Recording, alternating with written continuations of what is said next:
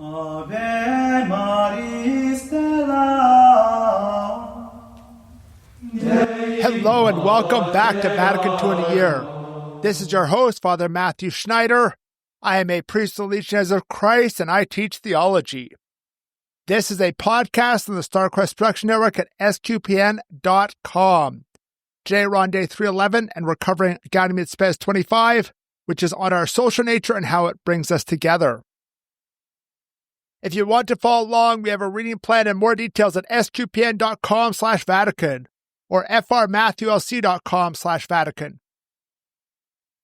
Yesterday, we spoke of how we are ever more interconnected, which reminds us all of Jesus' call for our unity. Today, we're going to continue chapter 2, the community of mankind, and we're going to talk about how being part of society is good and proper for mankind. So paragraph 25, the only paragraph for today, has 3 subparagraphs. A talks about how human societies are ultimately based on man's nature. We're naturally drawn to be in society. B talks about our society is becoming more interdependent, which kind of goes back to what we covered yesterday. And then C challenges the social life flow from our broken nature, right? So original sin, other factors are the cause of all the errors, the challenges to the social life that is good for us. Let's get straight into 25a. Man's social nature makes it evident that the progress of the human person and the advance of society itself hinge on one another. For the beginning, the subject and the goal of all social institutions is and must be the human person, which for its part and by its very nature stands completely in need of social life. Since this social life is not something added on to man through his dealings with others, through reciprocal duties, or through fraternal dialogue, he develops all his gifts and is able to rise to his destiny. So this subparagraph is just reminding us this idea of how we are social beings. Obviously, our most natural society is the family, and we have a wider society beyond that of city, nation, etc., social groups like clubs and things like that as well, individual parishes, all those kind of societies. The family is a natural union. The other ones are a virtual union in that sense. Like we're drawn to it by nature, but we're not drawn to any specific form by nature. We're drawn to a wider social net than just our family by nature. And the goal of all institutions and society is the human person. All these things are not ends in themselves. All these things are meant to work for the human person, for our goals. We need this social aspect to really achieve what we're meant to be. We as human beings are meant to be social beings. We're meant to be in community, in society, in the clubs and things like that. And then finally, social life helps man live his gifts. We all have our gifts, and those gifts can be more lived in a social life. Even gifts that are not necessarily super social gifts, if you live in a society, you can then put those to use for others. We have people who are very skilled in certain things, and all of a sudden, if they're in a society, they can focus on those and get paid for it and not have to worry about all the other vicissitudes of life as much, because doing very well at one thing or another pays the bills, so you're covered and you have less to worry about. Next, we have 25b. Our society is becoming more interdependent. And this paragraph is just an analysis of our society as it was in the 1960s. I will note that there are some aspects I think have gone the other way in the last 60 years, but I'll note that after I read it. 25b. Among those social ties which man needs for his development, some, like family and political community, with their greater immediacy to its innermost nature, relate to with greater intimacy to his innermost nature.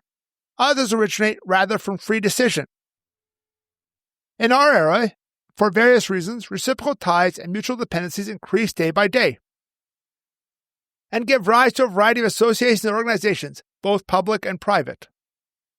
This development, which is called socialization, while certainly not without its dangers, brings with it many advantages with respect to consolidating and increasing the qualities of the human person and safeguarding his rights. This subparagraph notes those different types of social relationships. Then family is a natural, and that other things are free we are drawn to have some kind of relationship outside of our family, but we are free to join the bowling league or the Knights of Columbus or the board game club or whatever else, right? We need those connections, but it's not determined what those connections are going to be. We're drawn to something. And it notes here that there are more interconnections in social institutions.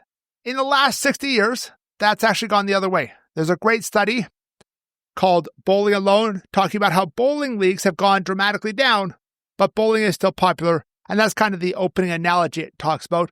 But it is this aspect of how with the growth of different situations in our society, both housing in a suburb or an apartment as opposed to a village or things like that, and the kind of isolation in the internet, we have less interconnections. That's a challenge. That's a problem. We need to have more interconnections. It's good for us as human beings to do that. And so it's just an analyzing there that it was good in 1965, it was growing, but I think today our society is actually going the opposite way as far as social connections. Now, our last subparagraph, 25C, talks about the challenges of social life and how they flow from our broken nature, and ultimately, obviously, from original sin. C, but if by this social life, the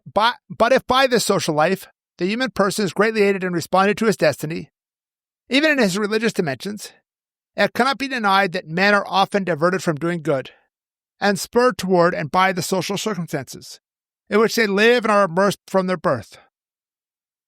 To be sure, the disturbances which so frequently occur in the social order result in part from the natural tensions of economic, political, and social forms. But at a deeper level, they flow from man's pride and selfishness, which contaminate even the social sphere. When the structure of affairs is flawed by the consequences of sin, man, already born with the bent toward evil, finds there new inducements to sin, which cannot be overcome without strenuous effort and the assistance of grace. We realize, as is noted in the subparagraph, that we often fail to live a good social life. Social circumstances can be hard. It's hard to meet people. It's hard to live in those connections. And as I noted in the last subparagraph, but actually wrote in my notes here, this idea of modern apartments or suburbs, you have much less connection to your neighbors than in more traditional forms of residence, right? Where you have a village or a small town and everyone knows each other. And many forces can cause these. It talks about a whole bunch of different forces. But ultimately, they go back to things like pride, selfishness, and ultimately those go back to original sin. So there are challenges to social life, but they ultimately go back to original sin.